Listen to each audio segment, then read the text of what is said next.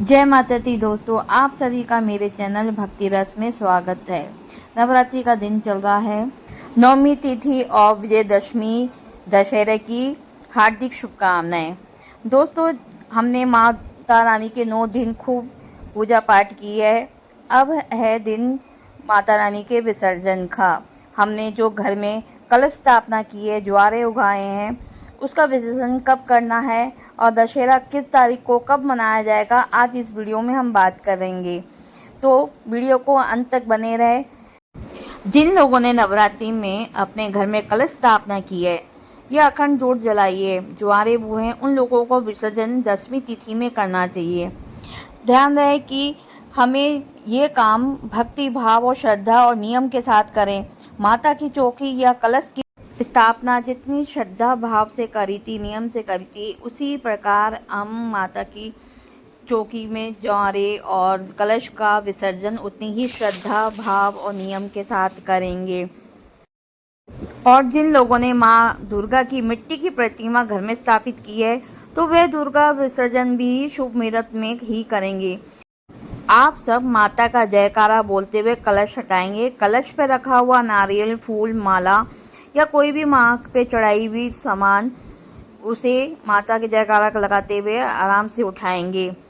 एक थाली लेंगे, उसमें सब सामानों को इकट्ठा करते जाएंगे। इसके बाद कलश को दोनों हाथ से उठाएंगे और कलश में जो जल है उसे और उसके आम के पत्तों को हटा के घर में उस कलश में भरा हुआ जो जल है उसको घर के सब जगह छिड़केंगे। बाकी बचे हुए जल को हम या तो तुलसा जी में चढ़ा दें या फिर जब और सामान विसर्जन करने के लिए जाएंगे किसी जलाशय में, तो उसको ले जाएंगे। इस जल में सभी देवी देवताओं का आशीर्वाद होता है। इसके बाद जो कलश में सिक्का और हमने हल्दी की गांठ और जो सामान डाला है उसको उसमें से निकाल के जो सिक्का है उसे तो तिजोरी में रख देंगे। इससे आपके महालक्ष्मी की कृपा बनी रहेगी, जीवन में सुख समृद्धि और सौभाग्य की प्राप्ति होगी।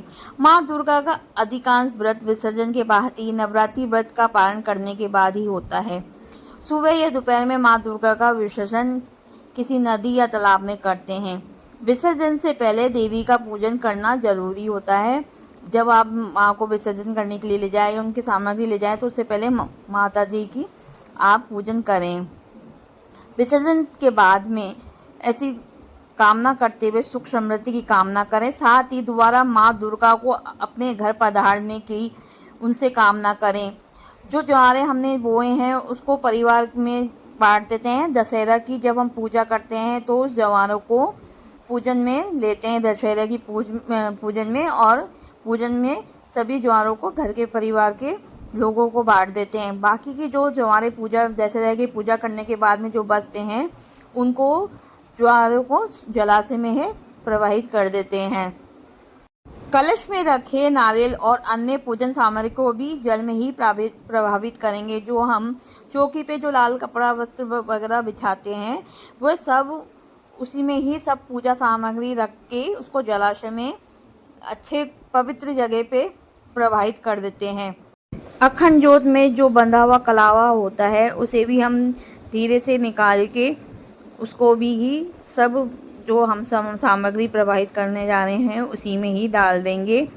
दुर्गा विसर्जन के बाद विजयदशमी का पर्व मनाया जाता है। इस दिन भगवान श्री राम ने राक्षस रावण का वध किया था। वहीं देवी दुर्गा ने इस दिन असुर महिषासुर का भी वध किया था। इस साल विजयदशमी का व्रत 2 अक्टूबर 2025 दिन गुरुवार को मनाया जाएगा। तो बात करते हैं पूजा का शुभ मुहूर्त क्या है, इस दिन विजय मुहूर्त क्या रहेगा। तो देखिए, दोपहर 2:09 से लेकर दोपहर 2:56 तक इसका शुभ मुहूर्त रहेगा। दोपहर में 1:21 से लेकर दोपहर 3:44 तक इसका शुभ मुहूर्त है। शुभ मुहूर्त की कुल अवधि 2 घंटे 22 मिनट रहेगी। दशहरे वाले दिन अपराजिता पूजा का विधान है। इस दिन महादेव के साथ में शमी के पेड़ की भी पूजा की जाती है। तो इस दिन आप शमी के पौधे की जरूर पूजा करें, दीपदान करें। भगवान श्री राम ने भी रावण से युद्ध करने से पहले महादेव और शमी के वृक्ष की पूजा की थी। शमी का जो वृक्ष होता है वह आरोग्य प्रदान करने वाला होता है। दशहरे के दिन क्षत्रिय लोग और विद्यार्थी सब अपने जो दैनिकचार्य में काम आता है उन सब की पूजा करते हैं। व्यापारी लोग अपने व्यापार के तिजोरी की, बही खातों की पूजा करते हैं। इस क्षत्रिय लोग होते हैं वो अपने औजारों की पूजा करते हैं, जैसे सैनिक है, पुलिस वाले हैं, ये सभी अपने अस्त्र शस्त्रों की पूजा करते हैं। इस दिन कहा जाता है कि महाभारत में पांडव अज्ञातवास में गए थे, तभी इसी दिन ही उन्होंने अपने अस्त्र निकाल के उसकी विधि विधान से पूजा की थी। जब से ही सभी अस्त्रों की अपनी पूजा करते हैं। विद्यार्थी लोग भी अपनी किताबों की इनकी पूजा करते हैं। ऐसा विधान है, ये परंपरा चलती आ रही है, तो इस दिन ज़रूर ये पूजा करें। आपको वीडियो पसंद आए तो उसे शेयर और लाइक करना ना भूलें। अगर आप मेरे चैनल पे नए हैं तो चैनल को सब्सक्राइब कीजिएगा, बेल आइकन को क्लिक करिएगा और कमेंट में जय माता दी ज़रूर लिखिएगा, जय श्री राम भी लिखें। धन्यवाद।